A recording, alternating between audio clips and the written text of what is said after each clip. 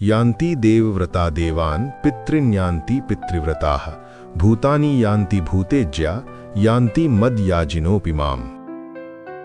भावार्थ, जो देवताओं की पूजा करते हैं वे देवताओं के बीच जन्म लेंगे।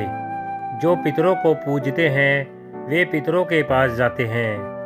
जो भूत प्रेतों की उपासना करते हैं वे उन्हीं के बीच जन्म लेते हैं। और जो मेरी पूजा करते हैं वे मेरे साथ निवास करते हैं। तात्पर्य: यदि कोई चंद्रमा, सूर्य या अन्य लोक को जाना चाहता है तो वह अपने गंतव्य को बताए गए विशिष्ट वैदिक नियमों का पालन करके प्राप्त कर सकता है। इनका विशद वर्णन वेदों के कर्म कांडंश दर्श पौर्णमासी में हुआ है, जिसमें विभिन्न लोकों में स्थित देवताओं के लिए विशिष्ट पूजा का विधान है। इसी प्रकार विशिष्ट यज्ञ करके पितृलोक प्राप्त किया जा सकता है। इसी प्रकार मनुष्य भूत प्रेत लोकों में जाकर यक्ष, रक्ष या पिशाच बन सकता है। पिशाच पूजा को काला जादू कहते हैं। अनेक लोग इस काले जादू का अभ्यास करते हैं और सोचते हैं कि यह आध्यात्म है, किंतु ऐसे कार्यकलाप नितांत भौतिकतावादी हैं। इसी तरह शुद्ध भक्त केवल भगवान की पूजा करके निसंदेह वैकुंठ लोक तथा कृष्ण लोक को प्राप्त कर सकता है। इस श्लोक के माध्यम से यह समझना सुगम है कि जब देवताओं की पूजा करके कोई स्वर्ग प्राप्त कर सकता है तो फिर शुद्ध भक्त कृष्ण या विष्णु के लोक क्यों नहीं प्राप्त कर सकता। दुर्भाग्यवश अनेक लोगों को कृष्ण तथा विष्णु के दिव्य लोकों की सूचना नहीं है, अतः न जानने के कारण वे नीचे गिर जाते हैं। यहाँ तक कि निर्विशेषवादी भी ब्रह्म ज्योति से नीचे गिर जाते हैं। इसीलिए कृष्ण भावनामृत आंदोलन इस दिव्य सूचना को समूचे मानव समाज में वितरित करता है कि केवल हरे कृष्ण मंत्र के जाप से ही मनुष्य सिद्ध हो सकता है और भगवत धाम को वापस जा सकता है। पत्रं पुष्पं फलं तोयं यो मे भक्त्या प्रयच्छति तदहं भक्त्युपहृतम् अश्नामि प्रयतात्मनः। भावार्थ, यदि कोई प्रेम तथा भक्ति के साथ मुझे पत्र, पुष्प, फल या जल प्रदान करता है तो मैं उसे स्वीकार करता हूँ। तात्पर्य: नित्य सुख के लिए स्थायी आनंदमय धाम प्राप्त करने हेतु बुद्धिमान व्यक्ति के लिए ये अनिवार्य है कि वह कृष्ण भावना भावित होकर भगवान की दिव्य प्रेमा भक्ति में तत्पर रहे। ऐसा आश्चर्यमय फल प्राप्त करने की विधि इतनी सरल है कि निर्धन से निर्धन व्यक्ति को योग्यता का विचार किए बिना इसे पाने का प्रयास करना चाहिए। इसके लिए एकमात्र योग्यता इतनी ही है कि वह भगवान का शुद्ध भक्त हो। इससे कोई अंतर नहीं पड़ता कि कौन क्या है और कहाँ स्थित है। ये विधि इतनी सरल है कि यदि प्रेम पूर्वक एक पत्ती, थोड़ा सा जल या फल ही भगवान को अर्पित किया जाता है तो भगवान उसे सहर्ष स्वीकार करते हैं। अतः किसी को भी कृष्ण भावनामृत से नहीं रोका जा सकता, क्योंकि ये सरल है और व्यापक है। ऐसा कौन मूर्ख होगा जो इस सरल विधि से कृष्ण भावना भावित नहीं होना चाहेगा और सच्चिदानंदमय जीवन की परम सिद्धि नहीं चाहेगा। कृष्ण को केवल प्रेमा भक्ति चाहिए और कुछ भी नहीं। कृष्ण तो अपने शुद्ध भक्त से एक छोटा सा फूल तक ग्रहण करते हैं, किंतु अभक्त से वे कोई भेंट नहीं चाहते।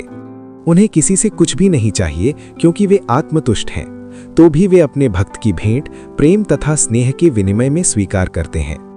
कृष्ण भावनामृत विकसित करना जीवन का चरम लक्ष्य है। इस श्लोक में भक्ति शब्द का उल्लेख 2 बार ये घोषित करने के लिए हुआ है कि भक्ति ही कृष्ण के पास पहुंचने का एकमात्र माध्यम है। किसी अन्य शर्त से, यथा ब्राह्मण, विद्वान, धनी या महान विचारक होने से कृष्ण किसी प्रकार की भेंट लेने को तैयार नहीं होते। भक्ति ही मूल सिद्धांत है, जिसके बिना वे किसी से कुछ भी लेने के लिए प्रेरित नहीं किए जा सकते। भक्ति कभी हेतु की नहीं होती, ये शाश्वत विधि है। ये परम ब्रह्म की सेवा में प्रत्यक्ष कर्म है। ये बतलाकर कि वे एकमात्र भोक्ता, आदि स्वामी और समस्त यज्ञ भेंटों के वास्तविक लक्ष्य हैं, अब भगवान कृष्ण ये बतलाते हैं कि वे किस प्रकार की भेंट पसंद करते हैं। यदि कोई शुद्ध होने तथा जीवन के लक्ष्य तक पहुंचने के उद्देश्य से भगवत भक्ति करना चाहता है तो उसे चाहिए कि वह पता करे कि भगवान उससे क्या चाहते हैं। कृष्ण से प्रेम करने वाला उन्हें उनकी इच्छित वस्तु देगा और कोई ऐसी वस्तु भेंट नहीं करेगा जिसकी उन्हें इच्छा न हो या उन्होंने न मांगी हो। इस प्रकार कृष्ण को मांस, मछली तथा अंडे भेंट नहीं किए जाने चाहिए। यदि उन्हें इन वस्तुओं की इच्छा होती तो वे इनका उल्लेख करते। उल्टे वे स्पष्ट आदेश देते हैं कि उन्हें पत्र, पुष्प, जल तथा फल अर्पित किए जाएं और वे इन्हें स्वीकार करेंगे। अतः हमें ये समझना चाहिए कि वे मांस, मछली तथा अंडे स्वीकार नहीं करेंगे। शाक, अन्न, फल, दूध तथा जल यही मनुष्यों के उचित भोजन है और भगवान कृष्ण ने भी इन्हीं का आदेश दिया है।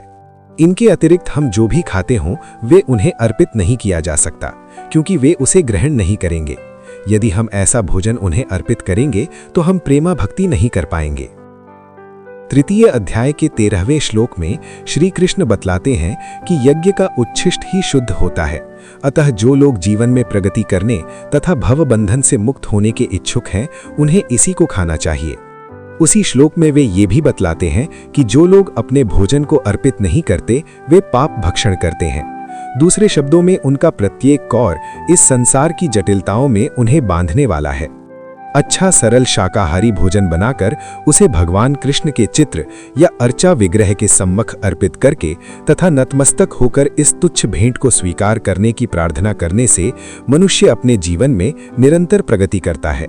उसका शरीर शुद्ध होता है और मस्तिष्क के श्रेष्ठ तंतु उत्पन्न होते हैं, जिससे शुद्ध चिंतन हो पाता है। सबसे बड़ी बात तो ये है कि ये समर्पण अत्यंत प्रेम पूर्वक करना चाहिए। कृष्ण को किसी तरह के भोजन की आवश्यकता नहीं रहती, क्योंकि उनके पास सब कुछ है। किंतु यदि कोई उन्हें इस प्रकार प्रसन्न करना चाहता है तो वे इस भेंट को स्वीकार करते हैं। भोजन बनाने, सेवा करने तथा भेंट करने में जो सबसे मुख्य बात रहती है वह कृष्ण के प्रेम वश कर्म करना है। वे मायावादी चिंतक भगवद गीता के इस श्लोक का अर्थ नहीं समझ पाएंगे जो ये मानकर चलते हैं कि परम ब्रह्म इंद्रिय रहित है। उनके लिए ये या तो अरूपक है या भगवान कृष्ण के मानवीय चरित्र का प्रमाण है। किंतु वास्तविकता ये है कि भगवान कृष्ण इंद्रियों से युक्त हैं और ये कहा गया है कि उनकी इंद्रियां परस्पर परिवर्तनशील हैं। दूसरे शब्दों में एक इंद्रिय दूसरी इंद्रिय का कार्य कर सकती है। कृष्ण को परम ब्रह्म कहने का आशय यही है। इंद्रिय रहित होने पर उन्हें समस्त ऐश्वर्यों से युक्त नहीं माना जा सकता। 7वें अध्याय में कृष्ण ने बतलाया है कि वे प्रकृति के गर्भ में जीवों को स्थापित करते हैं। इसे वे प्रकृति पर दृष्टिपात करके करते हैं। अतः यहाँ पर भी भक्तों द्वारा भोजन अर्पित करते हुए भक्तों का प्रेमापूर्ण शब्द सुनना कृष्ण के द्वारा भोजन करने तथा उसका स्वाद लेने के ही समरूप है। इस बात पर इसलिए जोर देना होगा क्योंकि अपनी सर्वोच्च स्थिति के कारण उनका सुनना उनके भोजन करने तथा स्वाद ग्रहण करने के ही समरूप है। केवल भक्त ही बिना तर्क के ये समझ सकता है कि परम ब्रह्म भोजन कर सकते हैं और उसका स्वाद ले सकते हैं। यत् करोषि यदश्नासि यज्जुहोषि ददासि यत् तपस्यसि कौन्तेय तत्कुरुष्व मदर्पणम्। भावार्थ, हे कुंती पुत्र, तुम जो कुछ करते हो, जो कुछ खाते हो, जो कुछ अर्पित करते हो या दान देते हो और जो भी तपस्या करते हो उसे मुझे अर्पित करते हुए करो। इस प्रकार यह प्रत्येक व्यक्ति का कर्तव्य है कि अपने जीवन को इस प्रकार ढाले कि वो किसी भी दशा में कृष्ण को न भूल सके। प्रत्येक व्यक्ति को अपने जीवन निर्वाह के लिए कर्म करना पड़ता है और कृष्ण यहाँ पर आदेश देते हैं कि हर व्यक्ति उनके लिए ही कर्म करे। प्रत्येक व्यक्ति को जीवित रहने के लिए कुछ न कुछ खाना पड़ता है, अतः उसे चाहिए कि कृष्ण को अर्पित भोजन के उच्छिष्ट को ग्रहण करे। प्रत्येक व्यक्ति को कुछ न कुछ धार्मिक अनुष्ठान करने होते हैं। कृष्ण की संस्तुति है, इसे मेरे हेतु करो, यही अर्चन है। प्रत्येक व्यक्ति कुछ न कुछ दान देता है, अतः कृष्ण कहते हैं यह मुझे दो, जिसका अर्थ यह है कि अधिक धन का उपयोग कृष्ण भावनामृत आंदोलन की उन्नति के लिए करो। आजकल लोग ध्यान विधि के प्रति विशेष रुचि दिखाते हैं। यद्यपि इस युग के लिए यह व्यावहारिक नहीं है, किंतु यदि कोई 24 घंटे हरे कृष्ण का जप अपनी माला में करे तो वह निश्चित रूप से महानतम ध्यानी तथा योगी है, जिसकी पुष्टि भगवद गीता के 6ठे अध्याय में की गई है। शुभाशुभ फलैरेवं मोक्षसे कर्म बंधनैः संन्यास योग युक्तात्मा विमुक्तो मामुपैष्यसि। भावार्थ, इस तरह तुम कर्म के बंधन तथा इसके शुभ अशुभ फलों से मुक्त हो सकोगे। इस संन्यास योग में अपने चित्त को स्थिर करके तुम मुक्त होकर मेरे पास आ सकोगे। तात्पर्य, गुरु के निर्देशन में कृष्ण भावनामृत में अहकर कर्म करने को युक्त कहते हैं। पारिभाषिक शब्द युक्त वैराग्य है। श्री रूप गोस्वामी ने इसकी व्याख्या इस प्रकार की है। भक्ति रसामृत सिंधु में अनासक्तस्य विषयान यथार्हम उपयुञ्जतः निर्बंधः कृष्ण संबंधे युक्तम वैराग्यमुच्यते। श्री रूप गोस्वामी कहते हैं कि जब तक हम इस जगत में हैं तब तक हमें कर्म करना पड़ता है। हम कर्म करना बंद नहीं कर सकते। अतः यदि कर्म करके उसके फल कृष्ण को अर्पित कर दिए जाएं तो ये युक्त वैराग्य कहलाता है।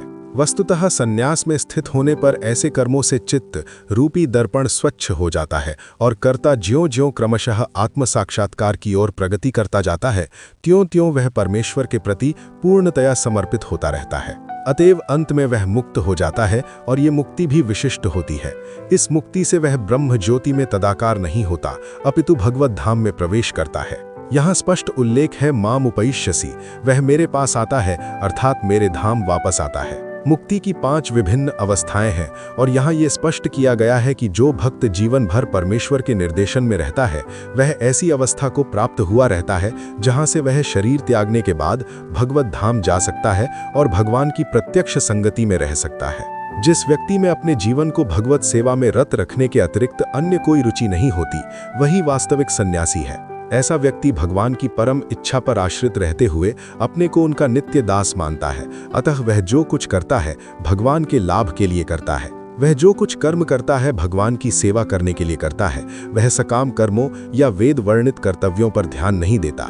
सामान्य मनुष्यों के लिए वेद वर्णित कर्तव्यों को संपन्न करना अनिवार्य होता है, किंतु शुद्ध भक्त भगवान की सेवा में पूर्णतया रत होकर भी कभी कभी वेदों द्वारा अनुमोदित कर्तव्यों का विरोध करता प्रतीत होता है, जो वस्तुतः विरोध नहीं है। अतः वैष्णव आचार्यों का कथन है कि बुद्धिमान से बुद्धिमान व्यक्ति भी शुद्ध भक्त की योजनाओं तथा कार्यों को नहीं समझ सकता। ठीक शब्द हैं तार वाक्य क्रिया मुद्रा विज्ञेह न बुझाए, चैतन्य चरितामृत मध्य। इस प्रकार जो व्यक्ति भगवान की सेवा में रत है या जो निरंतर योजना बनाता रहता है कि किस तरह भगवान की सेवा की जाए, उसे ही वर्तमान में पूर्णतया मुक्त मानना चाहिए और भविष्य में उसका भगवत धाम जाना ध्रुव है। जिस प्रकार कृष्ण आलोचना से परे है, उसी प्रकार वह भक्त भी सारी भौतिक आलोचना से परे हो जाता है। समोहम सर्वभूतेषु न मे द्वेष्योस्ति न प्रियः ये भजन्ति तु मां भक्त्या मयि ते तेषु चाप्यहम्। भावार्थ, मैं ना तो किसी से द्वेष करता हूँ, ना ही किसी के साथ पक्षपात करता हूँ। मैं सबों के लिए समभाव हूँ, किंतु जो भी भक्तिपूर्वक मेरी सेवा करता है वह मेरा मित्र है, मुझ में स्थित रहता है और मैं भी उसका मित्र हूँ। तात्पर्य, यहाँ ये प्रश्न किया जा सकता है कि जब कृष्ण का सबों के लिए संभाव है और उनका कोई विशिष्ट मित्र नहीं है, तो फिर वे उन भक्तों में विशेष रुचि क्यों लेते हैं जो उनकी दिव्य सेवा में सदैव लगे रहते हैं। किंतु ये भेदभाव नहीं है, ये तो सहज है। इस जगत में हो सकता है कि कोई व्यक्ति अत्यंत उपकारी हो, किंतु तो भी वो अपनी संतानों में विशेष रुचि लेता है।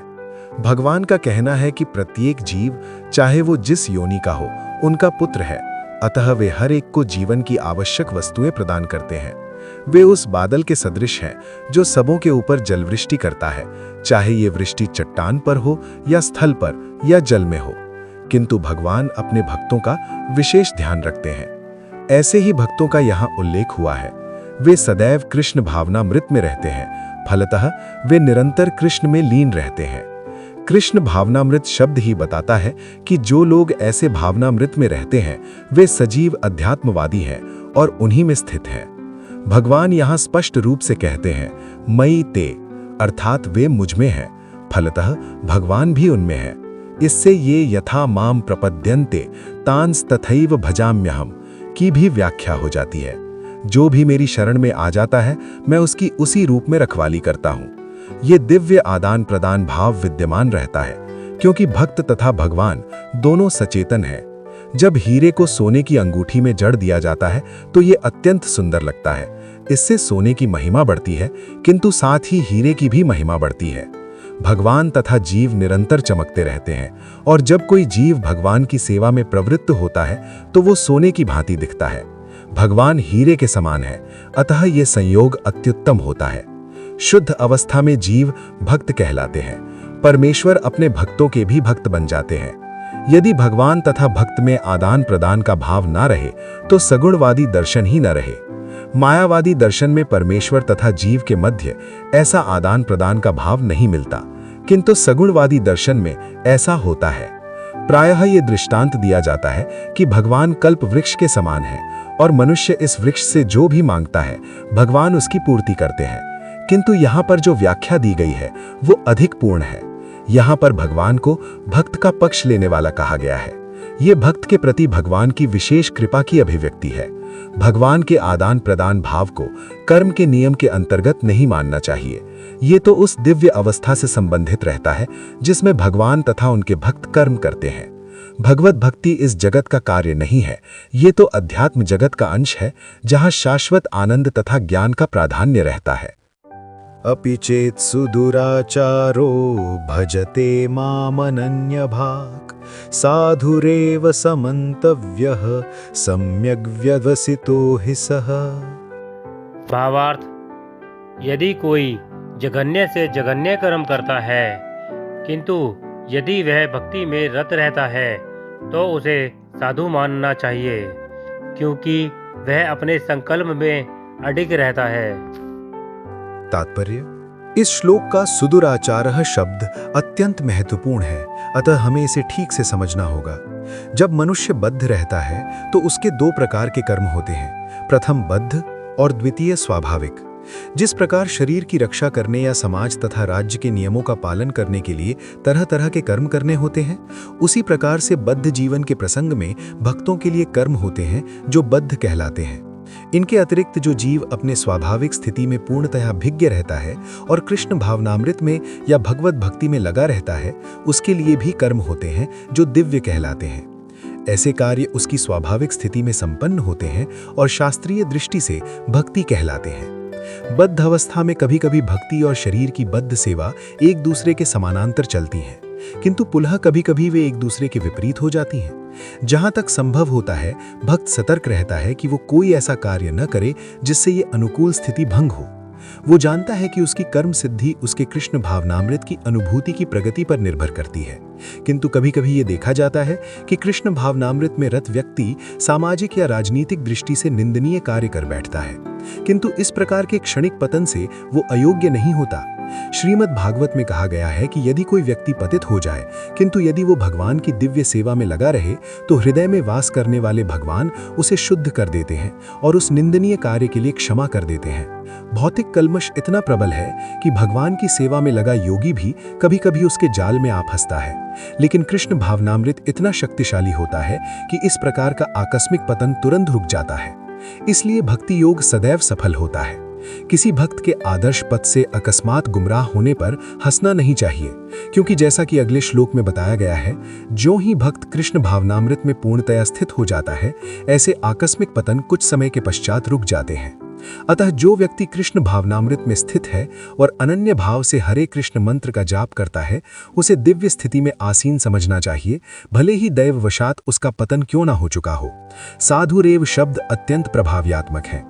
ये अभक्तों को सावधान करते हैं कि आकस्मिक पतन के कारण भक्त का उपहास नहीं किया जाना चाहिए, उसे तब भी साधु ही मानना चाहिए। मंतव्य शब्द तो इससे भी अधिक बलशाली है। यदि कोई इस नियम को नहीं मानता और भक्त पर उसके पतन के कारण हंसता है, तो वो भगवान के आदेश की अवज्ञा करता है। भक्त की एकमात्र योग्यता ये है कि वो अविचल तथा अनन्य भाव से भक्ति में तत्पर रहे।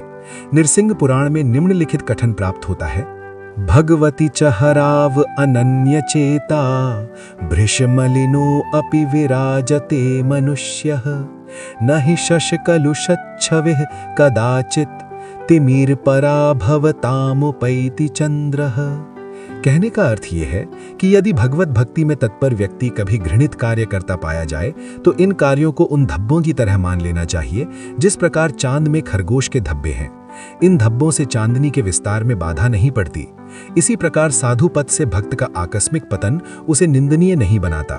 किंतु इसी के साथ ये समझने की भूल नहीं करनी चाहिए कि दिव्य भक्ति करने वाला भक्त सभी प्रकार के निंदनीय कर्म कर सकता है। इस श्लोक में केवल इसका उल्लेख है कि भौतिक संबंधों की प्रबलता के कारण कभी कोई दुर्घटना हो सकती है। भक्ति तो एक प्रकार से माया के विरुद्ध युद्ध की घोषणा है। जब तक मनुष्य माया से लड़ने के लिए पर्याप्त बलशाली नहीं होता, तब तक आकस्मिक पतन हो सकते हैं, किंतु बलशाली होने पर ऐसे पतन नहीं होते, जैसा कि पहले कहा जा चुका है। मनुष्य को इस श्लोक का दुरुपयोग करते हुए अशोभनीय कर्म नहीं करना चाहिए और ये नहीं सोचना चाहिए कि इतने पर भी वो भक्त बना रह सकता है। यदि वो भक्ति के द्वारा अपना चरित्र नहीं सुधार लेता तो उसे उच्च कोटि का भक्त नहीं मानना चाहिए। क्षिप्रम भवति धर्मात्मा शश्वच्छान्तिम निगच्छति कौन्तेय प्रतिजानीहि न मे भक्तः प्रणश्यति। भावार्थ, वह तुरंत धर्मात्मा बन जाता है और स्थायी शांति को प्राप्त होता है। हे कुंती पुत्र, निडर होकर घोषणा कर दो कि मेरे भक्त का कभी विनाश नहीं होता है। इसका कोई दूसरा अर्थ नहीं लगाना चाहिए। 7वें अध्याय में भगवान कहते हैं, जो दुष्कृति है वह भगवत भक्त नहीं हो सकता। जो भगवत भक्त नहीं है उसमें कोई भी योग्यता नहीं होती।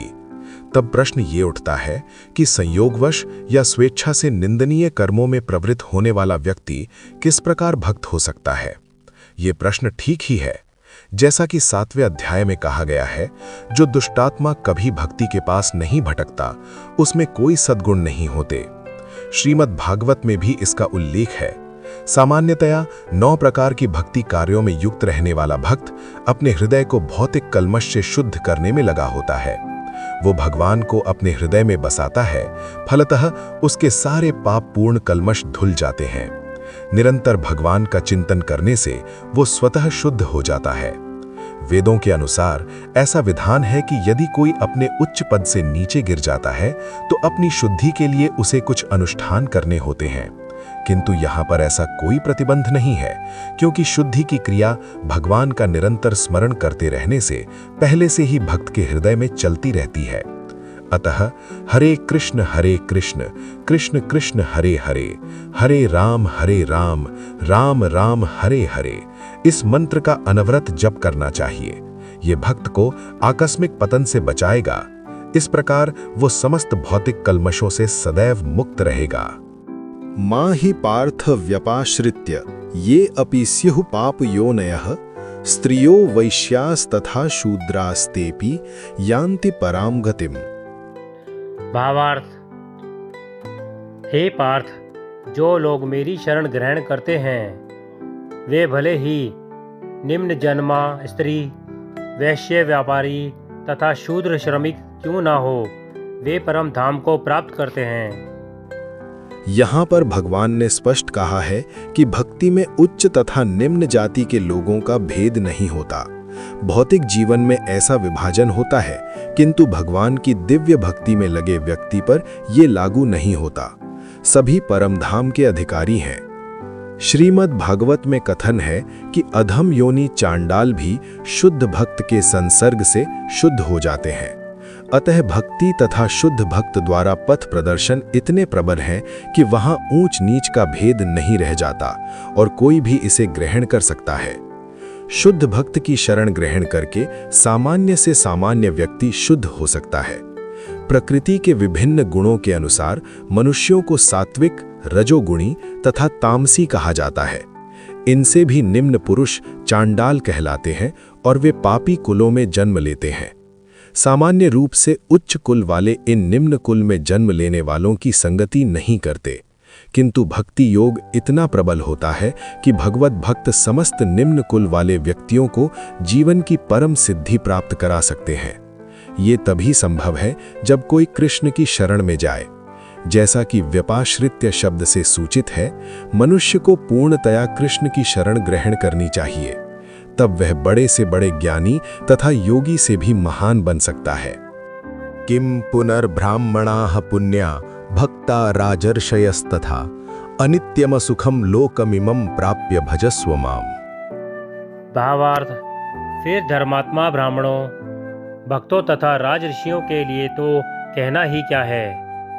अतः इस क्षणिक दुखमय संसार में आ जाने पर मेरी प्रेम भक्ति में अपने आप को लगाओ। तात्पर्य: इस संसार में कई श्रेणियों के लोग हैं, किंतु तो भी ये संसार किसी के लिए सुखमय स्थान नहीं है। यहाँ स्पष्ट कहा गया है, अनित्यम असुखम लोकम। ये जगत अनित्य तथा दुखमय है और किसी भी भले मनुष्य के रहने लायक नहीं है। भगवान इस संसार को क्षणिक तथा दुखमय घोषित कर रहे हैं। कुछ दार्शनिक, विशेष रूप से मायावादी, कहते हैं कि ये संसार मिथ्या है, किंतु भगवद गीता से हम ये जान सकते हैं कि ये संसार मिथ्या नहीं है, ये अनित्य है। अनित्य तथा मिथ्या में अंतर है। ये संसार अनित्य है, किंतु एक दूसरा भी संसार है जो नित्य है। ये संसार दुखमय है, किंतु दूसरा संसार नित्य तथा आनंदमय है। अर्जुन का जन्म ऋषि तुल्य राजकुल में हुआ था, अतः भगवान उससे भी कहते हैं, मेरी सेवा करो और शीघ्र ही मेरे धाम को प्राप्त करो। किसी को भी इस अनित्य संसार में नहीं रहना चाहिए, क्योंकि ये दुखमय है। प्रत्येक व्यक्ति को भगवान के हृदय से लगना चाहिए, जिससे वो सदैव सुखी रह सके। भगवत भक्ति ही एकमात्र ऐसी विधि है जिसके द्वारा सभी वर्गों के लोगों की सारी समस्याएं सुलझाई जा सकती हैं। अतः प्रत्येक व्यक्ति को कृष्ण भावनामृत स्वीकार करके अपने जीवन को सफल बनाना चाहिए। मन मना भव मद भक्तो मद्याजी माम नमस्कुरु मामे वैश्यसी युक्त वैवमात्मानं मत्परायणः। भावार्थ: अपने मन को मेरे नित्य चिंतन में लगाओ, मेरे भक्त बनो, मुझे नमस्कार करो और मेरी ही पूजा करो। इस प्रकार मुझ में पूर्णतया तल्लीन होने पर तुम निश्चित रूप से मुझको प्राप्त होगे। तात्पर्य: इस श्लोक में स्पष्ट इंगित है कि इस कल्मशग्रस्त भौतिक जगत से छुटकारा पाने का एकमात्र साधन कृष्ण भावनामृत है। कभी कभी कपटी भाष्यकार इस स्पष्ट कथन का तोड़ मरोड़ कर अर्थ निकालते हैं कि सारी भक्ति भगवान कृष्ण को समर्पित की जानी चाहिए। दुर्भाग्यवश ऐसे भाष्यकार पाठकों का ध्यान ऐसी बात की ओर आकर्षित करते हैं जो संभव नहीं है। ऐसे भाष्यकार यह नहीं जानते कि कृष्ण के मन तथा कृष्ण में कोई अंतर नहीं है। कृष्ण कोई सामान्य मनुष्य नहीं है, वे परमेश्वर हैं। उनका शरीर, उनका मन तथा स्वयं वे एक हैं और परम हैं, जैसा कि कूर्म पुराण में कहा गया है और भक्ति सिद्धांत सरस्वती गोस्वामी ने चैतन्य चरितामृत के 5वें अध्याय आदि लीला 41 से 48 के अनुभाष्य में उद्धृत किया है। देह देहि विभेदोयम नीश्वरे विद्यते क्वचित, अर्थात परमेश्वर कृष्ण तथा उनके शरीर में कोई अंतर नहीं है। लेकिन इस कृष्ण तत्व को न जानने के कारण भाष्यकार कृष्ण को छिपाते हैं और उन्हें उनके मन तथा शरीर से पृथक बताते हैं। यद्यपि यह कृष्ण तत्व के प्रति निरी अज्ञानता है, किंतु कुछ लोग जनता को भ्रमित करके धन कमाते हैं। कुछ लोग आसुरी होते हैं, वे भी कृष्ण का चिंतन करते हैं, किंतु ईर्ष्यावश, जिस तरह की कृष्ण का मामा राजा कंस करता था। वह भी निरंतर कृष्ण का चिंतन करता रहता था, किंतु वह उन्हें अपने शत्रु रूप में सोचता था। वह सदैव चिंताग्रस्त रहता था और सोचता रहता था कि न जाने कब कृष्ण उसका वध कर दें। इस प्रकार के चिंतन से हमें कोई लाभ नहीं होने वाला है। मनुष्य को चाहिए कि भक्तिमय प्रेम में उनका चिंतन करे, यही भक्ति है। उसे चाहिए कि वह निरंतर कृष्ण तत्व का अनुशीलन करे। तो यह उपयुक्त अनुशीलन क्या है? यह प्रामाणिक गुरु से सीखना है। कृष्ण भगवान है और हम कई बार कह चुके हैं कि उनका शरीर भौतिक नहीं है, अपितु सच्चिदानंद स्वरूप है। इस प्रकार की चर्चा से मनुष्य को भक्त बनने में सहायता मिलेगी, अन्यथा अप्रामाणिक साधन से कृष्ण का ज्ञान प्राप्त करना व्यर्थ होगा। अतः मनुष्य को कृष्ण के आदि रूप में मन को स्थिर करना चाहिए। उसे अपने मन में यह दृढ़ विश्वास करके पूजा करने में प्रवृत्त होना चाहिए कि कृष्ण ही परम है। कृष्ण की पूजा के लिए भारत में हजारों मंदिर हैं जहां पर भक्ति का अभ्यास किया जाता है। जब ऐसा अभ्यास हो रहा हो तो मनुष्य को चाहिए कि कृष्ण को नमस्कार करे। उसे अर्चा विग्रह के समक्ष नतमस्तक होकर मनसा वाचा कर्मणा हर प्रकार से प्रवृत्त होना चाहिए। इससे वह कृष्ण भाव में पूर्णतया तल्लीन हो जाएगा। इससे वह कृष्ण लोक को जा सकेगा। उसे चाहिए कि कपटी भाष्यकारों के बहकावे में न आए। उसे श्रवण कीर्तन आदि नवधा भक्ति में प्रवृत्त होना चाहिए। शुद्ध भक्ति मानव समाज की चरम उपलब्धि है। भगवत गीता के 7वें तथा 8वें अध्यायों में भगवान की ऐसी शुद्ध भक्ति की व्याख्या की गई है जो कल्पना, योग तथा सकाम कर्म से मुक्त है। जो पूर्णतः शुद्ध नहीं हो पाते वे भगवान के विभिन्न स्वरूपों द्वारा यथा निर्विशेषवादी ब्रह्म ज्योति तथा अंतर्यामी परमात्मा द्वारा आकृष्ट होते हैं, किंतु शुद्ध भक्त तो परमेश्वर की साक्षात सेवा करता है। कृष्ण संबंधी एक उत्तम पद्य में कहा गया है कि जो लोग देवताओं की पूजा में रत हैं वे सर्वाधिक अज्ञानी हैं। उन्हें कभी भी कृष्ण का चरम वरदान प्राप्त नहीं हो सकता है कि प्रारंभ में कोई भक्त अपने स्तर से नीचे गिर जाए तो भी उसे अन्य सारे दार्शनिकों तथा योगियों से श्रेष्ठ माना जाना चाहिए। जो व्यक्ति निरंतर कृष्ण भक्ति में लगा रहता है उसे पूर्ण साधु पुरुष समझना चाहिए। क्रमशः उसके आकस्मिक भक्ति विहीन कार्य कम होते जाएंगे और उसे शीघ्र ही पूर्ण सिद्धि प्राप्त होगी। वास्तव में शुद्ध भक्त के पतन का कभी कोई अवसर नहीं आता, क्योंकि भगवान स्वयं ही अपने शुद्ध भक्तों की रक्षा करते हैं। अतः बुद्धिमान मनुष्य को सीधे कृष्ण भावनामृत पथ को ग्रहण करना चाहिए और संसार में सुखपूर्वक जीवन बिताना चाहिए। अंततो गत्वा वह कृष्ण रूपी परम पुरस्कार प्राप्त करेगा। मित्रों, इसी प्रकार श्रीमद् भागवत गीता के 9वें अध्याय परम गुहा ज्ञान का भक्ति वेदांत तात्पर्य पूर्ण हुआ। जय श्री कृष्ण।